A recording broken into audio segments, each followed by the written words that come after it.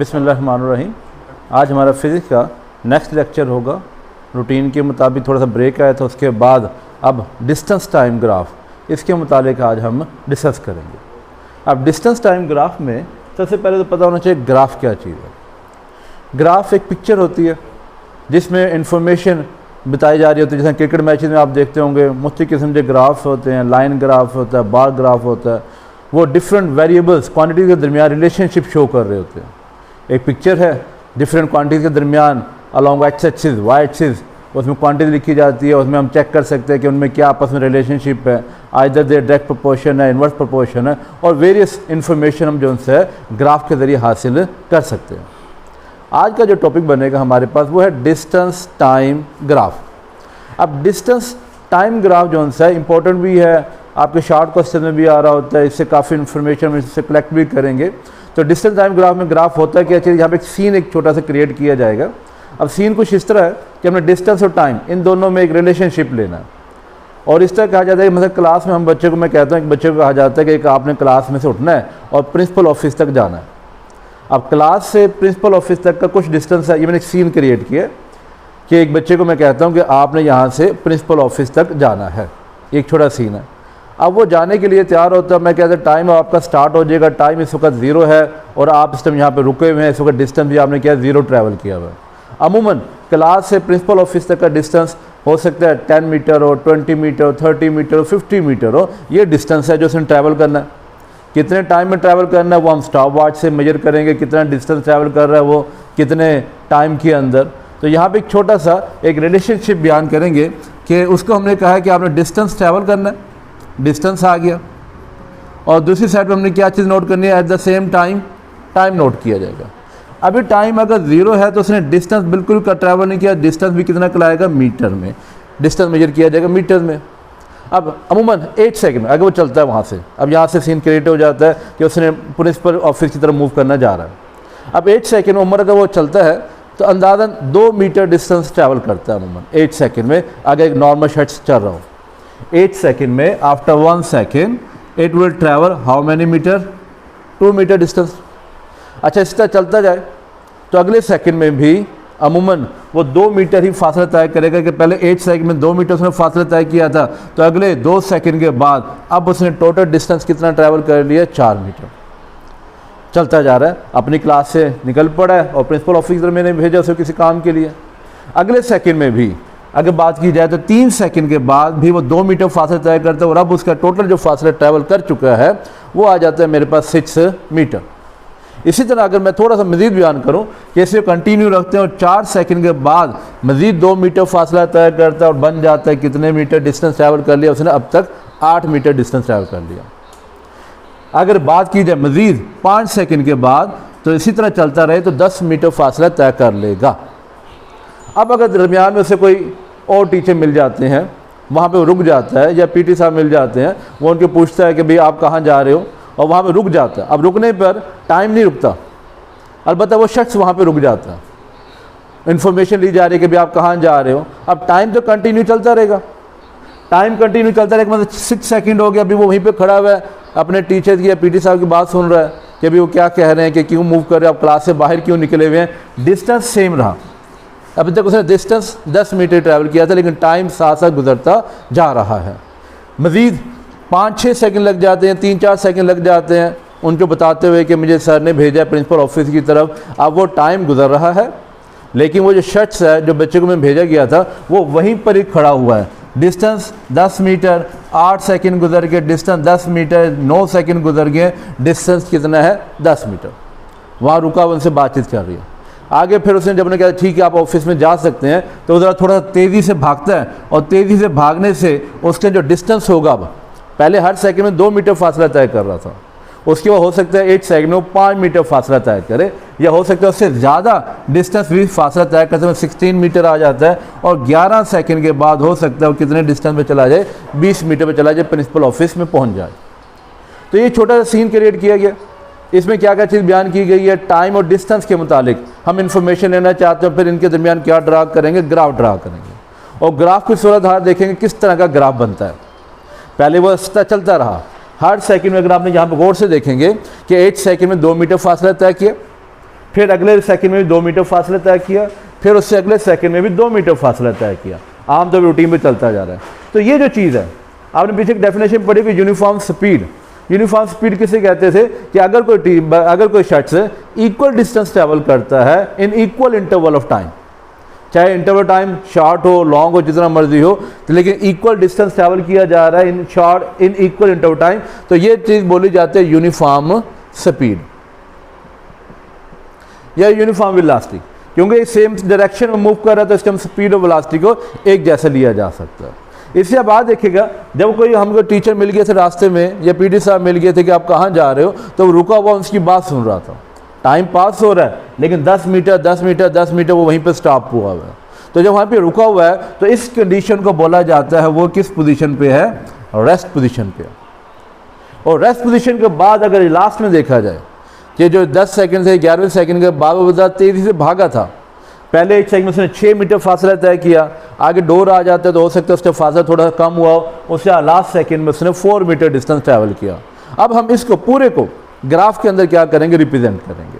अब ग्राफ में रिप्रेजेंट करने के लिए अमूमन जो सा होता है हमारे पास ग्राफ पेपर में ये 2 वर्टिकल लाइंस होती है, एक अलोंग एक्सेस, ये जो हॉरिजॉन्टल लाइन होती है इसे बोला जाता है एक्स एक्सिस, वर्टिकल लाइन को बोला जाता है वाई एक्सिस। और यहाँ पे वेरिएबल्स दिया जाता है। वेरिएबल्स कौन से, हमारे पास एक टाइम है और एक हमारे पास क्या है, डिस्टेंस है।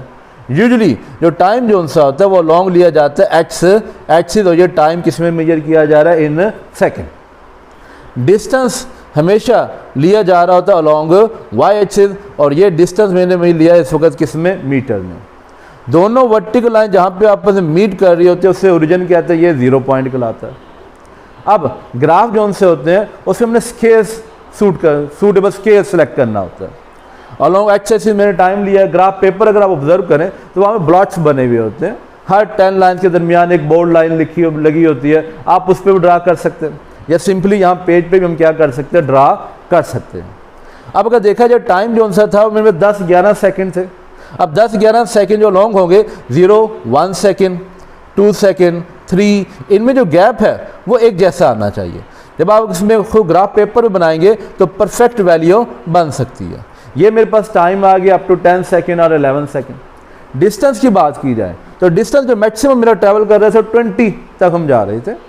तो 20 का मतलब क्या होगा कि पहले जो सा था 2 metre, then 4 metre, 6, 8, 10, 12, 14, 16, 18 and then 20।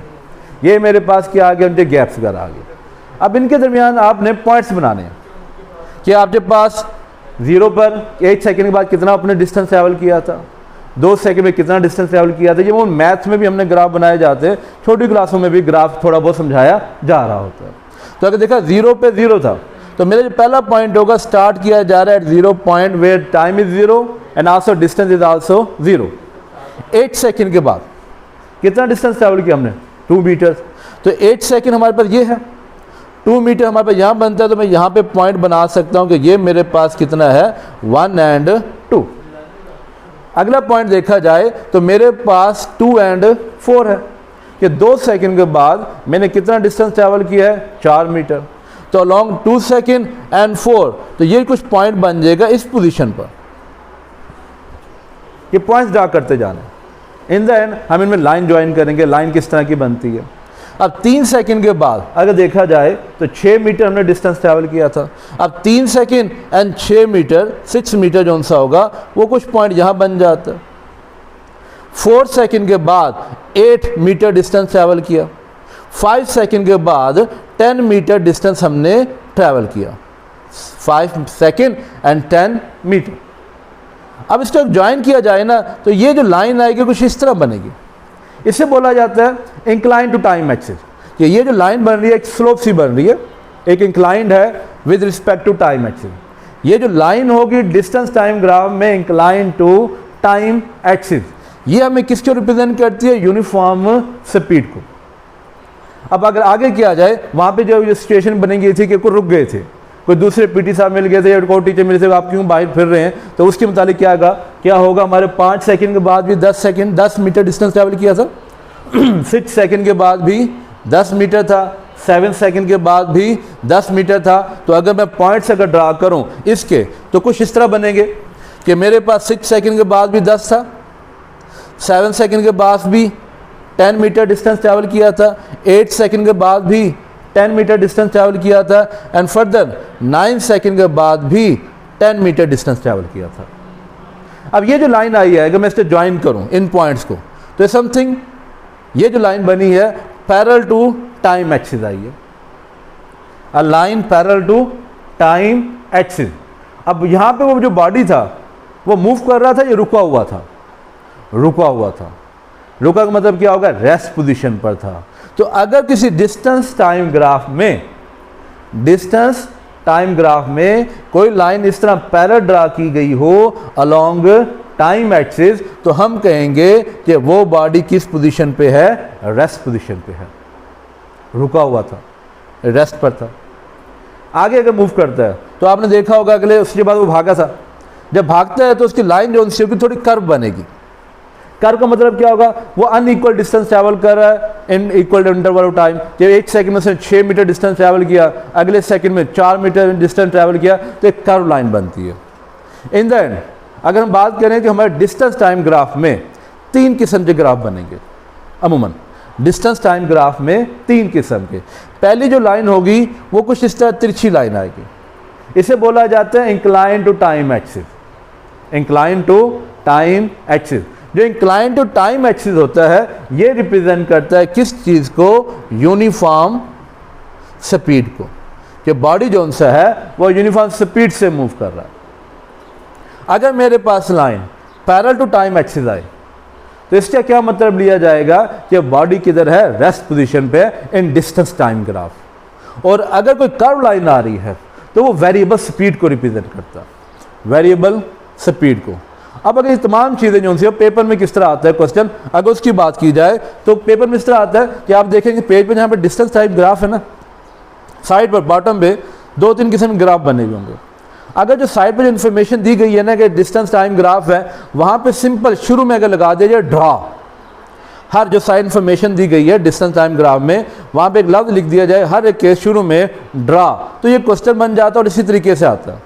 Let's suppose मैं कहता हूँ वहाँ पे क्या लिखा होगा, अगर आप शुरू में ड्रा लिख देंगे, draw distance time graph when a body is at rest position, ये एक क्वेश्चन बनेगा। या दूसरा क्वेश्चन बन सकता है draw distance time graph when a body moves with uniform speed, ये सेकंड क्वेश्चन बन जाता है। थर्ड क्वेश्चन बन सकता है draw distance time graph when a body moves with variable speed, ये 3 क्वेश्चन है। अब इन 3 ये जो ग्राफ बना हुआ है ये मैंने एज अ होल तीनों को इकट्ठा कर दिया गया, कंबाइन कर दिया गया। अगर इनको अगर मैं दूसरी तरीके से बनाता हूँ कि टू द पॉइंट क्वेश्चन की वाइज बनाया जाए तो कुछ इस तरह बनेगा कि पहला क्वेश्चन क्या था, draw distance time graph when a body is at rest position. तो रेस्ट पोजीशन में क्या था, हमारे पास जो डिस्टेंस टाइम ग्राफ था टाइम है, और यहाँ पे मेरे पास क्या डिस्टेंस है, time usually in second and distance in metre. अगर वो कह देते हैं रेस्ट पोजीशन पर है, draw distance time graph when a body is at rest position, तो हम रिप्रेजेंट करेंगे पैरेलल टू टाइम एक्सिस या परपेंडिकुलर टू डिस्टेंस एक्सिस, इस तरह बयान किया जा सकता है। तो ये क्वेश्चन आए तो आप इस तरह लिख दिया जाएगा draw distance time graph when a body is at rest position, ये आंसर दिया बयान कर दिया जाएगा। और अगर वो क्वेश्चन पूछता है कि draw distance time graph when a body moves with uniform speed, तो यूनिफॉर्म स्पीड जो सा होगा उसमें हम रिप्रेजेंट करेंगे इस ग्राफ को incline to time axis.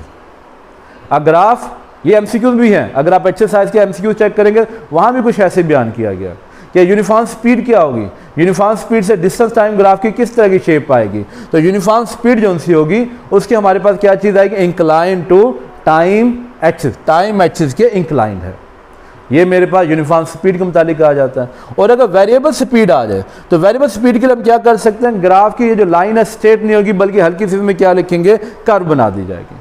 Curve जो सा होगा वो रिप्रेजेंट करेगा बॉडी की स्पीड कभी कम हो रही है, कभी क्या हो रही है, बॉडी की स्पीड ज़्यादा हो रही है। इन अदर वर्ड बॉडी जो सा वेरिएबल स्पीड से क्या कर रहा है, मूव कर रहा है।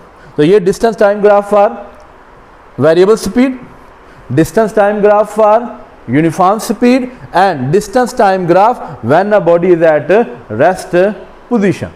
तो ये 3 किस्म के ग्राफ थे जो डिस्टेंस टाइम ग्राफ के बयान किए गए थे हमारे पास। जो उनसे ग्राफ क्या चीज़ है, इससे आप इन्फॉर्मेशन हासिल कर सकते हैं। जस्ट पिक्चर्स हैं, इन पिक्चर्स को हम देख के बता सकते हैं कि बॉडी की कितनी स्पीड है, बॉडी रेस्ट पोजीशन पे है या बॉडी वेरिएबल स्पीड से क्या कर रहा है, मूव कर रहा है। इसमें जो अलॉन्ग एक्सिस और अलॉन्ग वाई एक्सिस जो क्वांटिटीज ली जाती है उनको बोला जाता है वेरिएबल।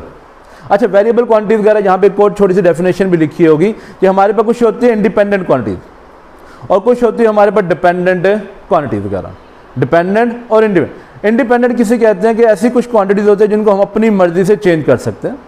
जिस तरह ये एक वाइट बोर्ड है, इस वाइट बोर्ड की बात की जाए तो मैं इसकी लेंथ को या विड्थ को मैं अपनी मर्जी से चेंज कर सकता हूँ। मैं अपनी मर्जी से इसकी लेंथ को मैं इजाफा भी कर सकता हूँ, लेंथ को कम भी कर सकता हूँ, विड्थ को मैं बढ़ा भी सकता हूँ। मैं अगर बाजार में लेने जाना चाहता हूँ वाइट बोर्ड तो मैं अपनी मर्जी से इसकी कटिंग वगैरह करवा सकता हूँ। लेकिन जो ही मैं लेंथ और ब्रेथ चेंज करूँगा तो ऑटोमेटिकली इसका एरिया चेंज हो जाएगा। लेंथ तो ब्रेथ मेरी मर्जी पे है, लेकिन जो ही लेंथ ब्रेथ चेंज करता हूँ तो एरिया ऑटोमेटिकली इस पर क्या हो जाएगा, चेंज हो जाएगा। जो एरिया डिपेंड कर रहा होता है लेंथ और ब्रेथ पे, तो जो डिपेंड कर रहा होता है उसे डिपेंडेंट क्वांटिटीज कहते हैं। और ऐसी क्वांटिटी को अपनी मर्जी से हम चेंज कर सकते हैं उनको बोला जाता है इंडिपेंडेंट क्वांटिटी। ये भी एक शॉर्ट क्वेश्चन में आ गया था कुछ अर्से पहले, लेकिन ये भी इल्म में होना चाहिए कि डिपेंडेंट क्वांटिटी किसे कहते हैं, इंडिपेंडेंट क्वांटिटी किसे कहते हैं। ये जो ग्राफ डिस्टेंस टाइम ग्राफ है इसी के ऊपर वाले पैराग्राफ में ये डिपेंडेंट और इंडिपेंडेंट क्वांटिटी के मुताबिक बयान किया गया। तो यहाँ पे फिलहाल दोबारा रिपीट करूँगा कि डिस्टेंस टाइम ग्राफ पूछा जाए जब बॉडी रेस्ट पोजीशन पे हो वो कैसे ड्रा किया जाएगा, जब बॉडी यूनिफॉर्म स्पीड से मूव कर रहा हो तो वो कैसे ड्रा किया जाएगा, जब बॉडी वेरिएबल स्पीड से मूव कर रहा हो तो फिर डिस्टेंस टाइम ग्राफ की शेप किस तरह होगी। ये तीनों ग्राफ जो उनसे साइड पर आपके गिवन है, ये आपने ड्रा भी करने हैं, इसको अच्छी तरीके से समझना भी है और जो चीज़ ना समझ में आए तो आप अपने रिस्पेक्टिव टीचर से पूछ सकते हैं। Hope understand.